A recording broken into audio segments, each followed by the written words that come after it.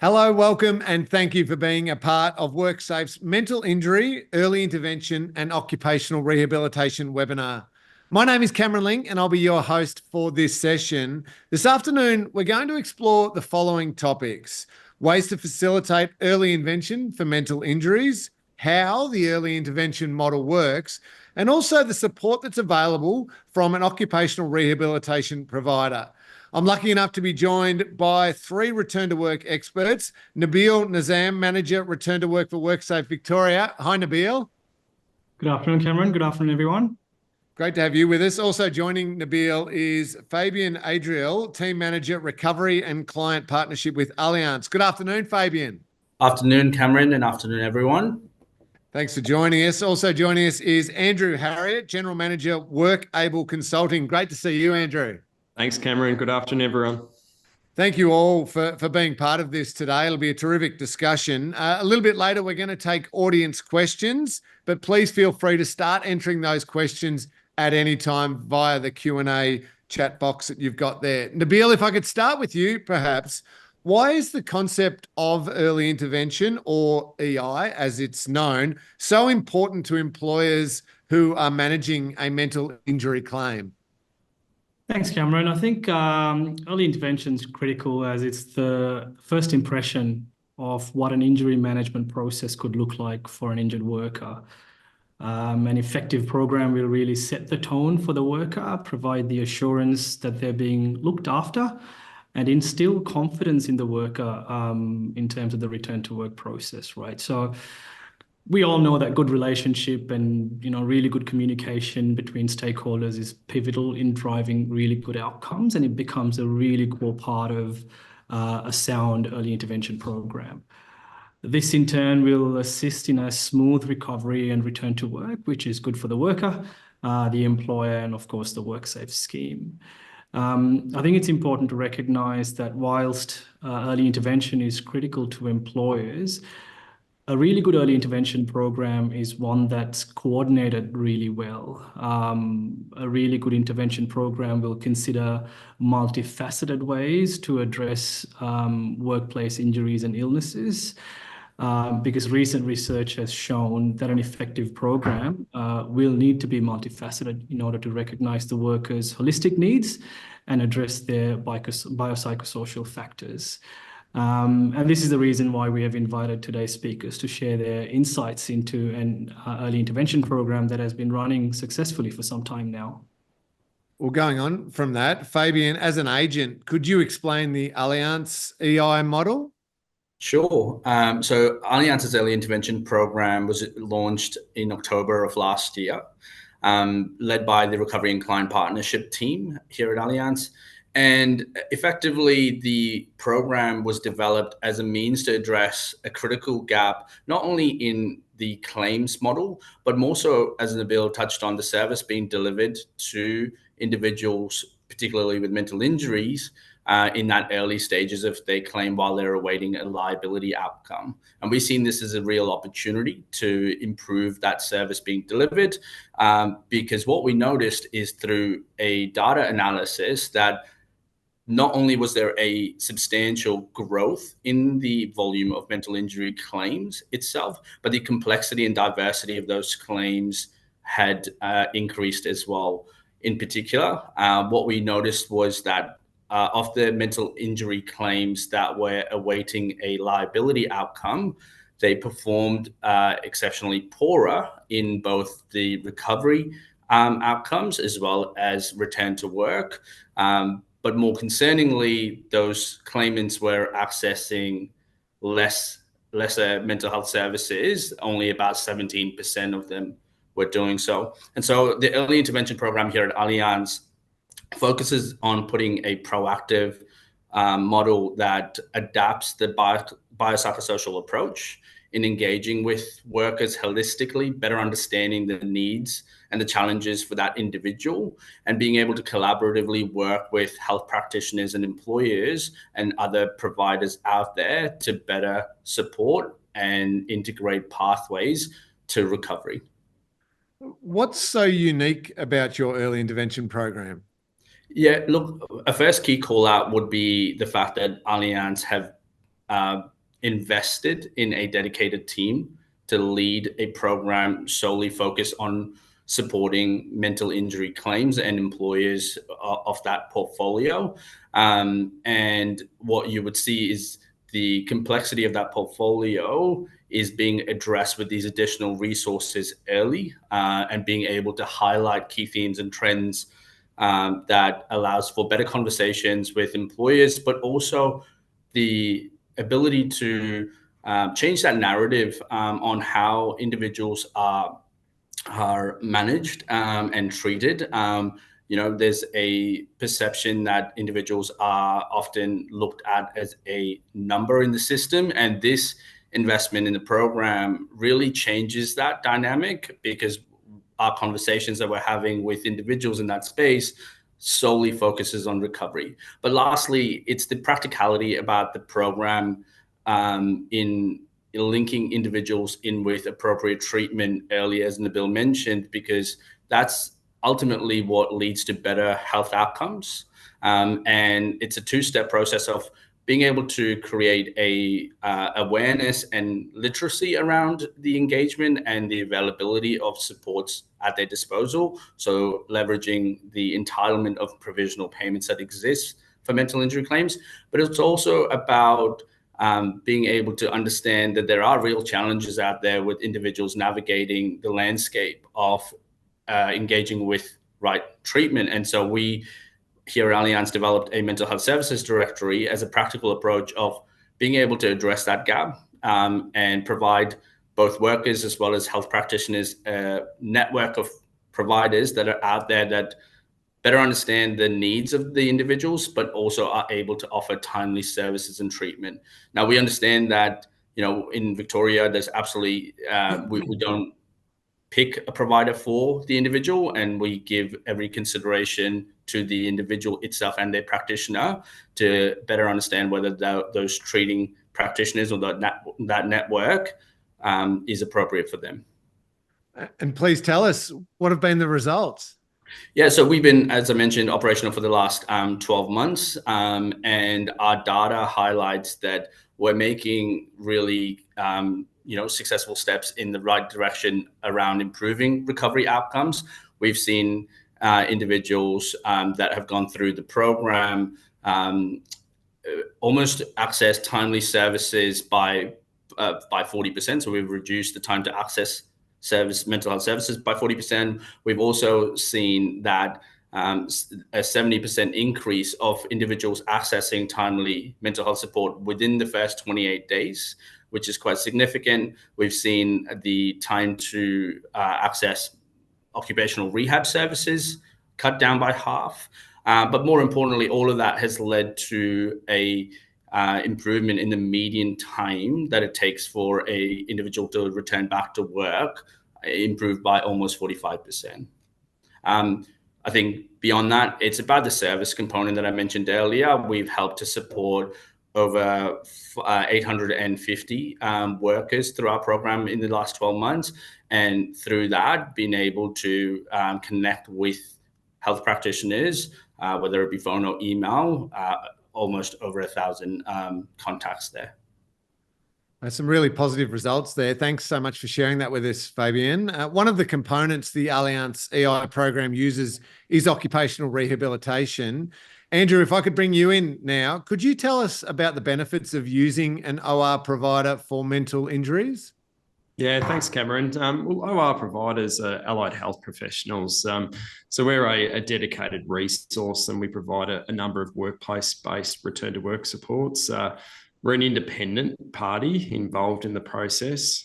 So we, from an early onset of our involvement, like to get an objective understanding of what the barriers might be that are impacting on a person's recovery, and also what goals they might associate with that person's future return to work. So we'll work with the injured worker and the employer and the treating health practitioner in assisting each of those individuals through the recovery journey. So it's often there is a bit of uncertainty and a bit of apprehension that might exist in those early stages following the submission of a work cover claim. So we like to bring each of the parties together and attempt to communicate with an injured worker and employer together. And more importantly, the team members and the consultants who will be working with you have extensive experience and a background in the process, so they can provide some coaching and support and help you navigate your way through that pathway. And like I said before, it's a dedicated return to work resource. So we're able to associate our time and really spend time working with the treating health practitioners and in understanding what's going to be best to support that injured worker with eventually getting back into the workplace, hopefully. So just to clarify, Andrew, if I could, how should an employer go about assisting an injured worker in the early stages of their recovery? Yeah, there's a few components there, and early engagement is really the evidence-based approach, and ensuring that you are communicating with your injured employees is really beneficial, and it helps with starting to build some trust in the process and open up the lines of communication. So early on in that recovery journey, we really want to try and listen to the injured worker and acknowledge the experience that they might have had to date. And that will start to sort of ease the way for their recovery. And that should be taking place irrespective of any other processes that might be underway. So whether there might be some industrial matters or even the work cover claim process itself, we shouldn't be waiting for an outcome from those particular avenues and really should be starting to engage there. And employers have the opportunity to work closely with the agent to understand when it might be appropriate to make a referral to OC Rehab, and because the timing of that referral is really key, and the evidence will suggest that the early engagement of OC Rehab providers is really important. It ensures that we can get involved and ascertain what type of services might be necessary to help with that injured worker's recovery and what needs to be put in place, because there are a number of tailored services that we can offer depending on the circumstances with that claim. You mentioned tailored services, Andrew. Can you give us some examples? Yeah, absolutely. There are a few, and it just depends on the type of circumstances which might have led to that injury. And one of those is called facilitated discussion, and that particular service is delivered by a group of accredited mediators. The sole focus there will be about working through some conflict and even just basic communication breakdown that might have resulted as a result of the claim and the injury itself. We also can offer a service which is called recovery support services. This is a non-vocational type service which has a focus on the injured worker's well-being. So what we mean by that is that we want to ensure that the most appropriate treatment is put in place for that particular person, but we also want to help that person with getting back to their normal activities of daily living. So we can spend a bit of time, and this is often early on in the claim process, to help that person with working their way through those components. One of the key aspects of what we do is obviously helping facilitate return to work. And there is a service there which is called Original Employer Services. This is really sort of the nuts and bolts of what we do from a day-to-day basis. And that involves getting out to the workplace, meeting with an employer, understanding the circumstances of the business, and putting that together with the injured worker and their recovery, and most importantly, engaging with the treating health practitioners as a part of that process. And that will help us identify what the return to work pathway is going to look like. Thanks for that, Andrew. I understand we've got a short video here to play about one of the services you mentioned, facilitated discussion. Let's have a look. Initially, I just wanted the opportunity to be heard and to get back to my job. A facilitated discussion is an opportunity for two parties to meet to ensure that both parties can voice concerns that have led to some form of conflict in the workplace. And as a result of that conflict, a person has ceased work and developed an injury. If you engage in this process, the outcome could be an even better relationship than what it was prior to things falling down. Well done, Andrew. Looks like a great result there. Fabian, can I bring you in here? I believe you might have a short case study you'd like to share as well. Yeah, for sure. Look, this is a sort of a simple demonstration of our program. It was a healthcare worker that, presented quite emotionally and psychologically distressed following a workplace assault. And through our engagement and discussions with her, we understood that, our sole focus was to link her in with appropriate treatment and receive, appropriate care. And that's exactly what we did by, educating her on the appropriate services that were available, but also the mental health services directory that I mentioned earlier. And through that, we seen her access treatment early, which led on to us supporting conversations with her employer about, sustainable return to work, and led to a really great result at the end. So, yeah. Fantastic. I can see from you both that early meaningful communication goes a long way. Nabil, before we move to audience questions, are there any overarching WorkSafe messages you'd like our audience to remember? I think, Cameron, the main one is, whilst today's session was largely around post-claim lodgement early intervention program, in that a program that's delivered by the agent and an OC rehab provider, for employers, I think it's important to recognize that the supports made available for a worker soon after an injury or illness is key. That Andrew touched on this really well, that recognition, that acknowledgement of the worker at a point an issue is raised, that the employer becomes aware of an injury or illness, that's critical. That really sets the tone of the entire injury management, claims management process. From there, the good actions taken by an employer is both a risk management or risk mitigation strategy and also an injury management support for the worker. So to this end, keeping the basics intact is really important. So prompt communication from employer and the agent, acknowledgement of worker, person-centered planning, psychosocial risk management, and taking a multifaceted approach will go a long way.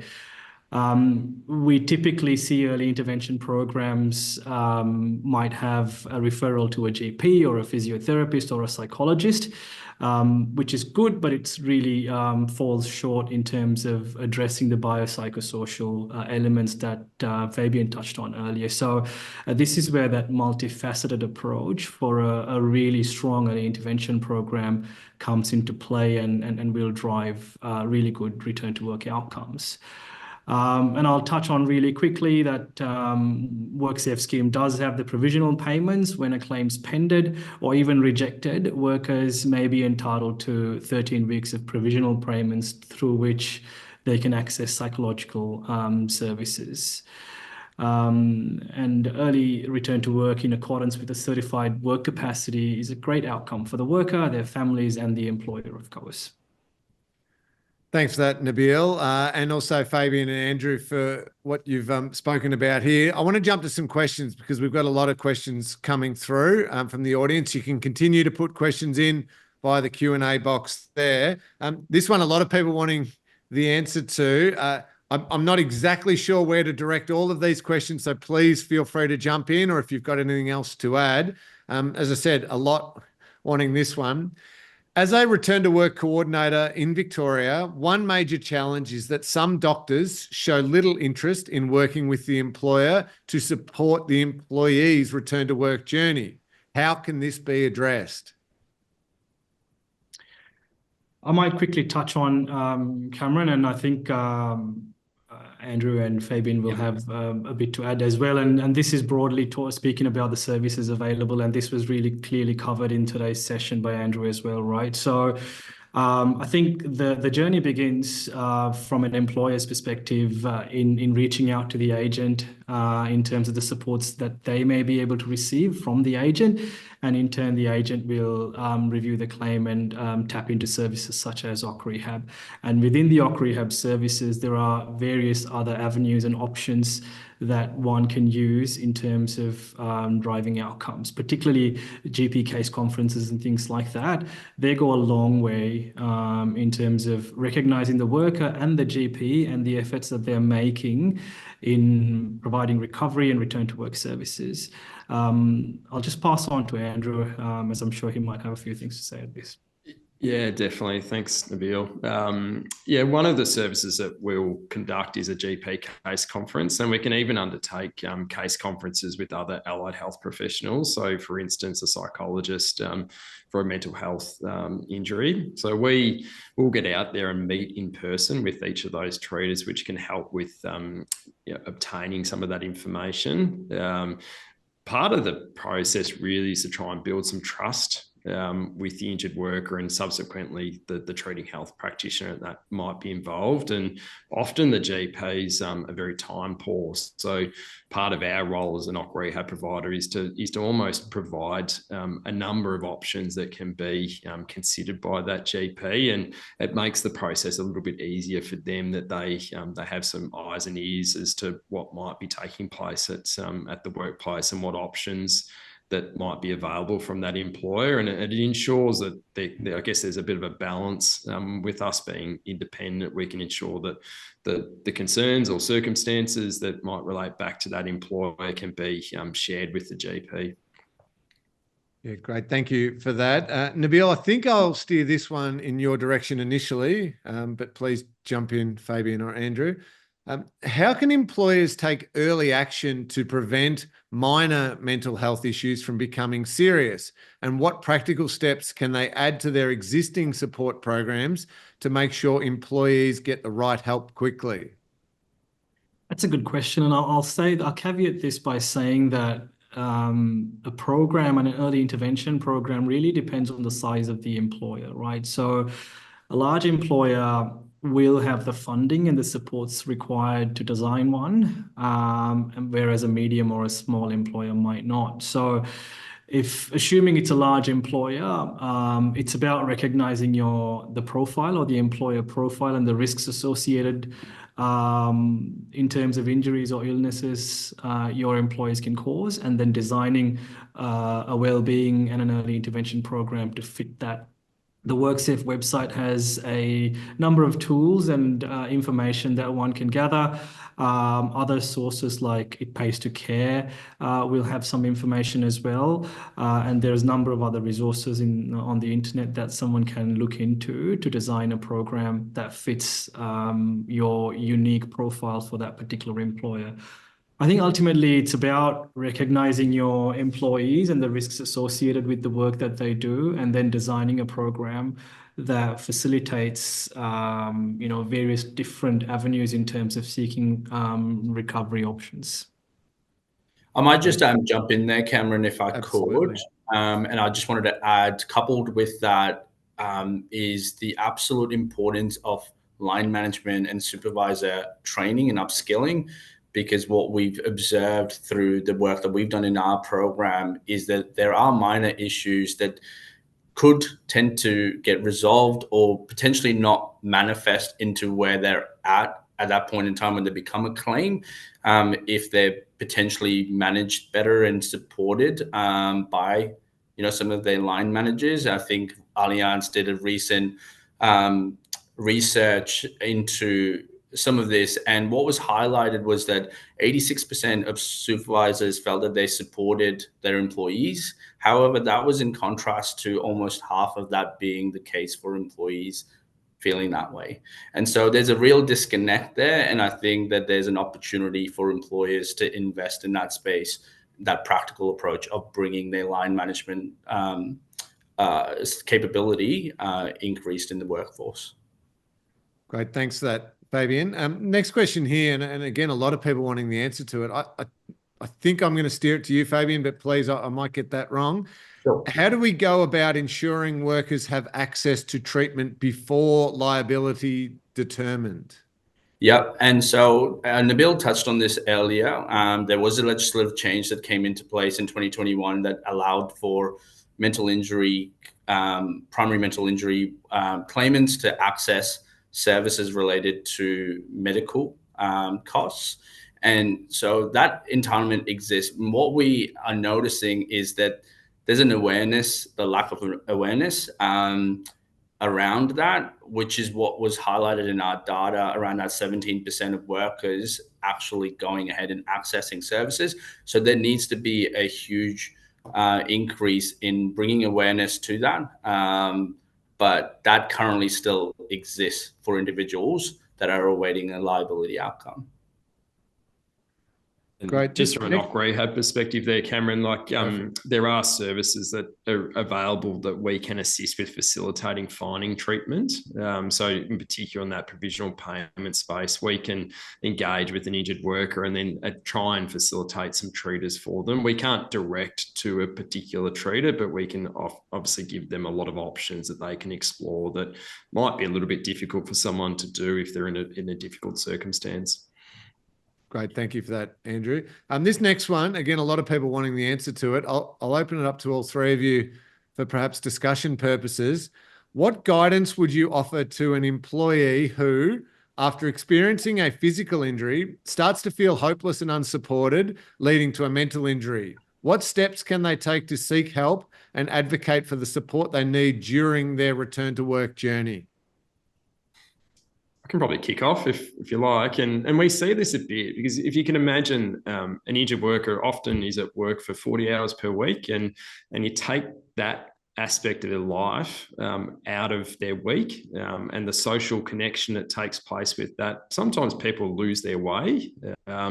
So the importance there is ensuring that they have the right supports in place around them and someone's in there providing them with some direction and a pathway. And that can be the basics of trying to get appropriate treatment and trying to get some answers as to what they need to do next to help with the recovery. But it can just be someone there to communicate with them and feel like they have a link to the workplace still. And that's why early return to work is really important. That allows us to re-engage with the workplace, have a sense of purpose, got a bit of meaning in our lives, and have that connection with our friends and colleagues.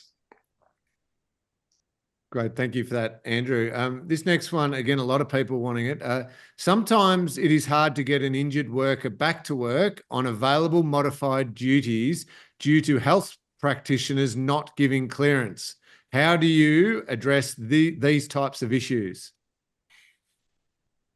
Probably one for me again, I would say. And this is what we do on a day-to-day basis. And I think a lot of the time that the treater might just not have a full understanding of what is available at the workplace. And that, like I said before, like they're very time poor. So we do have to get in front of the treater often. And part of that too is working with the injured worker to ensure that they feel comfortable with what return to work options are being provided. So part of our role as an OC rehab providers that will come out, meet at the workplace, speak with the injured worker, speak with the treating health practitioners and link that up and make certain that there is very much awareness of what's available. Can I just add as well, Cameron, I think it's also about, for an employer, it's also about demonstrating to the GP or the treater around the other suitable duties that are available using various different ways, right? So, someone could have a job dictionary or a task analysis of a particular role that goes into the detail of what this suitable duties does look like. And that gives more information for a GP around what a particular work will entail. I know some employers have videos. I know some employers have photographs of certain duties. So it's about demonstrating the risks associated with a particular role that they're proposing and how that can align with their potential capacity. And it all aligns really well with that being proactive in terms of planning for return to work with the worker and their treater. Great. Thanks for that, Nabil. This one here, and I'm not sure who to direct it to, so please jump in. Does there always need to be an incident to trigger this, where things such as burnout creep up? At what point can these supports be utilised? Yeah, I don't think so. You don't necessarily need an incident. We know that in work cover, injuries and illnesses are caused over the course of employment, and we really can't pinpoint as to when a certain injury or an illness started. So it's about being able to, it's primarily about an employer setting up their reporting and management and structural mechanisms to identify when an issue occurs, and then being able to recognize the severity of an issue and undertaking risk assessment to see what that'll cause, the likelihood of a particular consequence, and then assisting the worker in terms of going through that recovery process, right? And then at the same time, obviously having mitigation strategies in place to ensure that that particular issue or incident doesn't cause any other further injuries and illnesses. Great. Fabian, I'm definitely sending this one in your direction. What feature of the Allianz early intervention model do you think has been most effective in reducing time off work? I'd say it's the humanization of this gap that we've seen, that individuals didn't have the ability to feel heard, to have a genuine connection. I think often we forget that, the liability process tends to be quite cold, quite disconnected, administrative and transactional. And so being able to have an individual that is solely focusing on, simplifying and navigating the landscape of workers' compensation is important, but it's also just being able to understand what are their needs, asking them, how are you, what supports do you have at home, being able to enhance their engagement in those protective factors, being able to understand the biopsychosocial risks, and, looking at it from that holistic perspective, right? Because there are nuances around mental health and claims that often go unnoticed, unchecked, like the things around stigma, and so just being able to have the ability to invest and understand, I think that's been probably the most critical part of it. Great. Thanks, Fabian. I'm going to open this one up to all three again. With regional areas, it can be hard to access providers to assist with mental health. What assistance can be provided to assist the employee? Yeah, I can start off. So our service is workplace-based, so we need to be out and undertake face-to-face intervention. So there will be providers within your area that can come and assist and assist with that return to work process. And as I mentioned earlier, we can assist with linking up with treatment providers within that particular region. It does make it more difficult in particular regional areas, but we are seeing some improvements in this space. And in particular, the COVID period was really difficult to access treating providers, but that's improving every day. But yeah, absolutely, we can get out and in person out in a region. You just need to work with your agent as to what provider might be servicing that particular place.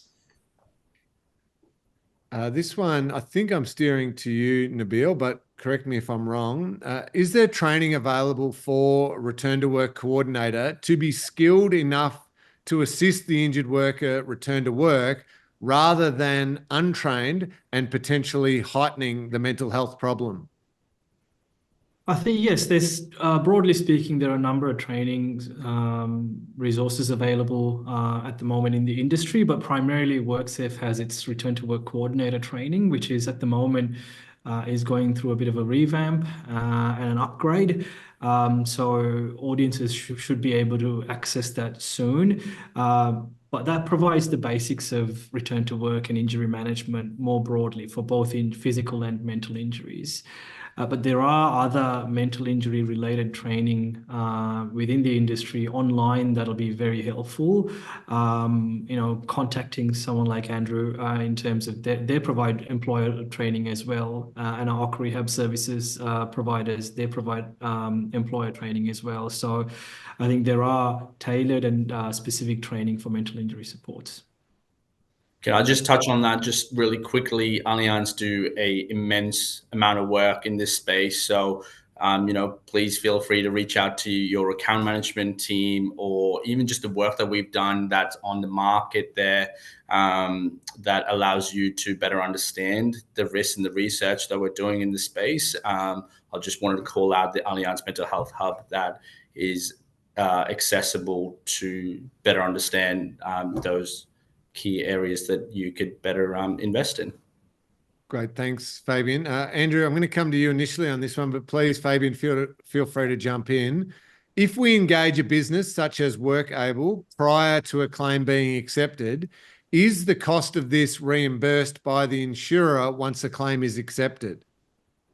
Yeah, so there's the provisional payment space. So within the provisional payments area, or the funding that's available, is that there is support there for occupational rehab services. So provisional payments covers off on medical and like services such as treatment, and occupational rehab is one of those components. But there does need to have been a claim submitted in order for that to occur. Great. Thank you for that. Just flowing on from that, does early intervention occur on all the mental injury claims that are pended, or does the employer need to request this? So Allianz's early intervention program currently focuses on primary mental injury claims that are that don't have a work capacity, and it isn't a opt-in model. It is a business as usual program that we've integrated into our broader mental health strategy and claims model.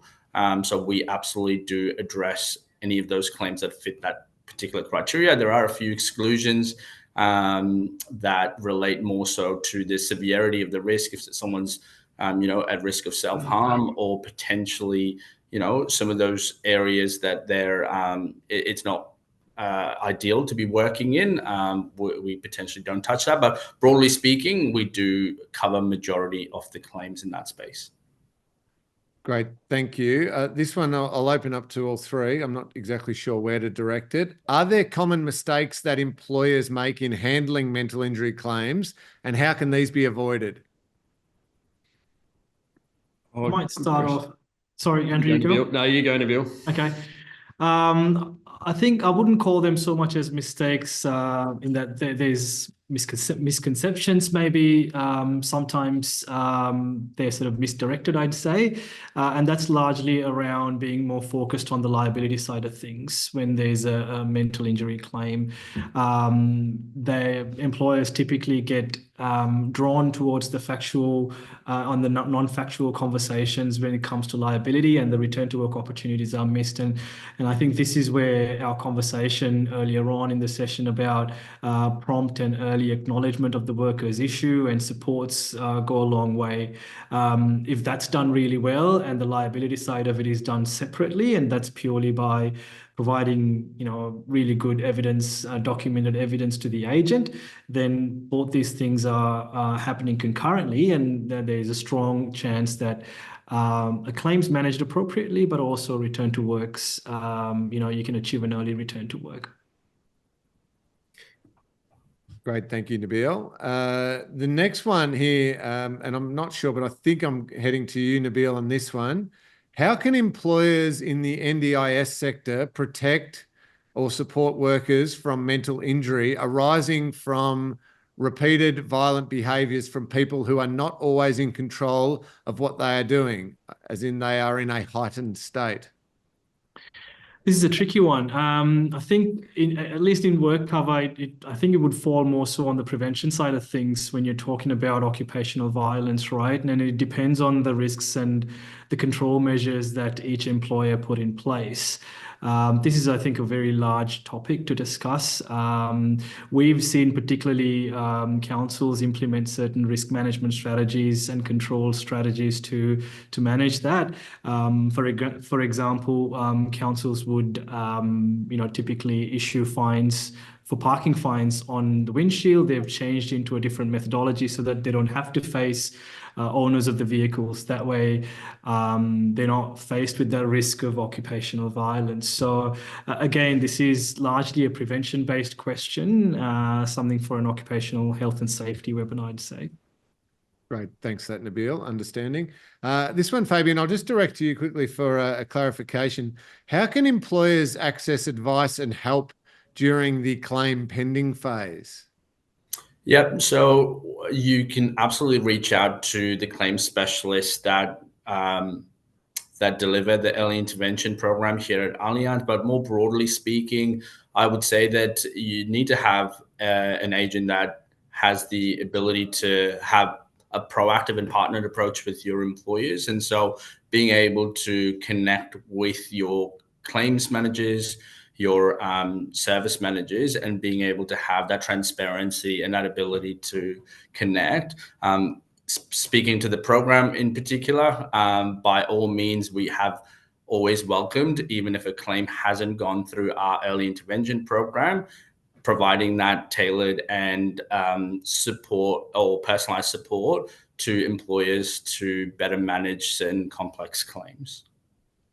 Great, thank you. This next one, I think I'll start with you, Nabil, but please others jump in. What can an employer do if the employee will never be able to fulfill the requirements of their substantive role?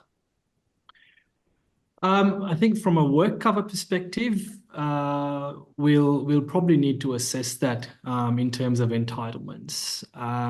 But I think in terms of best practice, we'd always strive to get the worker back to work to begin with, right? And throughout the life of the claim, that's the aim at any stage doing various assessments and having discussions.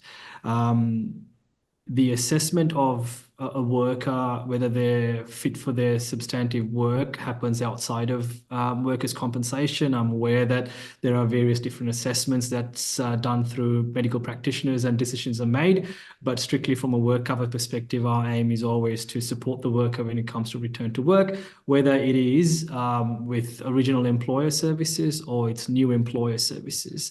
And this is where someone like Andrew will or his team will get involved in providing new employer services, in assisting them to look for duties and workplaces or jobs outside of their pre-injury employer. And it doesn't always need to be one or the other. So we can start with attempting to assist someone with returning to the pre-injury workplace. And if it's identified that a return to the substantive role is not going to be medically supported, and that's the clear part there, that we need to rely on the medical advice and guidance, and then we can start to look at, well, what else might be out there for that particular person that we can assist them with. And there is a service, as Nabil mentioned there, which is new employer services that we can help. Fantastic. Thank you for that. I'm conscious of time and when we've got to wrap up, and unfortunately there's a whole lot more questions coming through and I won't have time to be able to get to them. I'm sorry to those who have asked. I've tried to get through as many as I possibly can. Before I say goodbye, I will skip, because there is clearly a lot of interest in this subject. If this has interested you, it's not too late to register for webinar 15 tomorrow between 12 and 12:45. So that's tomorrow. Treatment pathways, mental injury. Nabil, you'll be reappearing again with two of your WorkSafe colleagues to discuss treatments and supports available to workers with a mental injury. So given the volume of questions we've got coming through, for those who have asked a question and maybe want more information, I would recommend you tuning into that webinar tomorrow between 12 and 12:45. Nabil from WorkSafe Victoria, thank you so much for your time today. Thanks, Cameron. Thanks, everyone. And also a big thank you to Fabian from Allianz. Fabian, really appreciate your time. Thanks, Cameron. It's a pleasure. And a big thanks to Andrew from WorkAble Consulting. Andrew, really appreciate it. Thanks, Cameron. Thanks, everyone. Thank you very much. We appreciate all three of you sharing your insights today about the importance of early intervention to workplace mental injury and the benefits of occupational rehabilitation for both employer and employee. We hope that everybody has found this an interesting and informative session.